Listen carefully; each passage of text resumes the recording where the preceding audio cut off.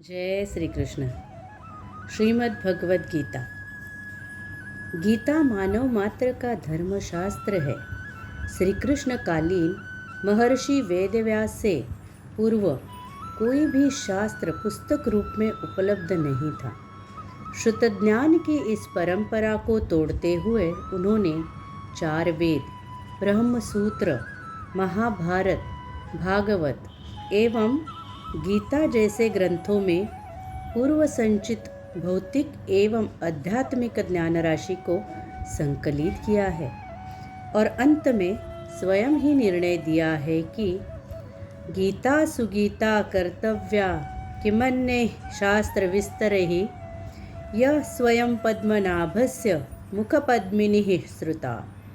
अर्थात गीता मनन करके हृदय में धारण करने योग्य है, जो पद्मनाभ भगवान श्री कृष्ण के श्रीमुख से निसृत वाणी है।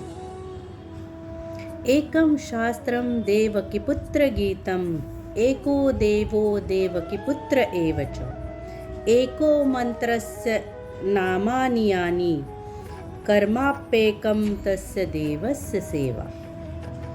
अर्थात एक ही शास्त्र है जो देवकी पुत्र भगवान ने श्रीमुख से गायन किया है, वह है श्रीमद् भगवद गीता। उन्होंने गीता में एक ही सत्य बताया है, वह है आत्मा। शाश्वत सत्य है आत्मा। महायोगेश्वर ने गीता में बताया है कि ओम का जाप करिए। ओम अक्षय परमात्मा का नाम है। परमात्मा अर्थात ईश्वर एवं मनुष्य प्राणी के बीच का अंतर कम करने का जिक्र अंगों उपांगों सहित सिर्फ गीता में क्रमबद्ध तरीके से बताया गया है। गीता पढ़ने से सुनने से शांति तो प्राप्त होती ही है, परंतु यह अक्षय अनामय और परम पद भी प्रदान करती है।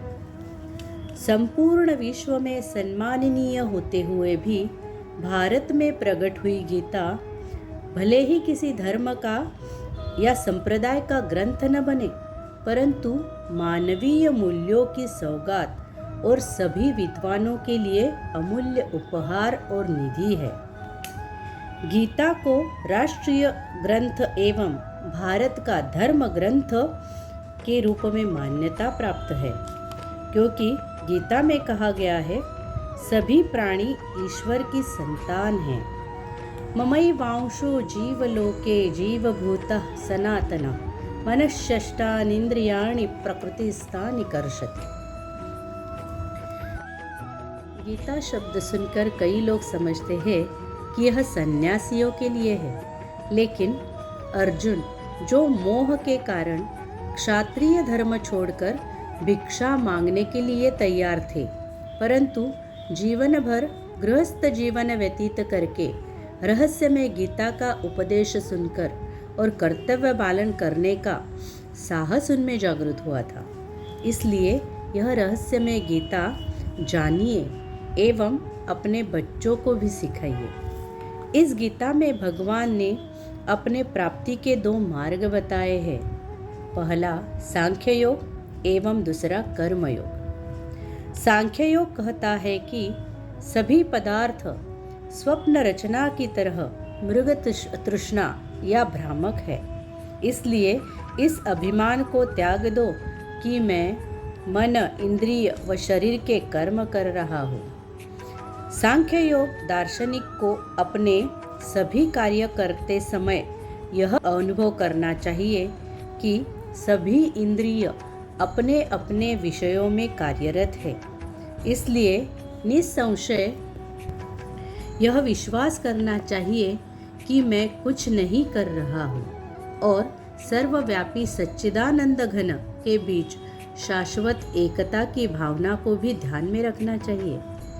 परमात्मा स्वरूप भगवान श्री कृष्ण सांख्य योग के साधक है। कर्मयोग। कर्मयोग कहता है कि मनुष्य को सब कुछ भगवान का ही समझना चाहिए तथा सफलता और असफलता में समानता रखनी चाहिए। फल की इच्छा छोड़कर भगवान की आज्ञानुसार ही कार्य करने चाहिए। इस बारे में हमें अध्याय नंबर 2 श्लोक नंबर 48 में बताया गया है। योगस्थः कुरु कर्माणि संगं त्यक्त्वा धनंजय सिद्ध सिद्ध्यो समो भूत्वा समत्वं योग उच्यते। अर्थात हे धनंजय, तू आसक्ति को त्याग कर तथा सिद्धि और असिद्धि में समान बुद्धि वाला होकर योग में स्थित हुआ कर्तव्य कर्मों को कर। समत्व ही योग कहलाता है। जय श्री कृष्ण।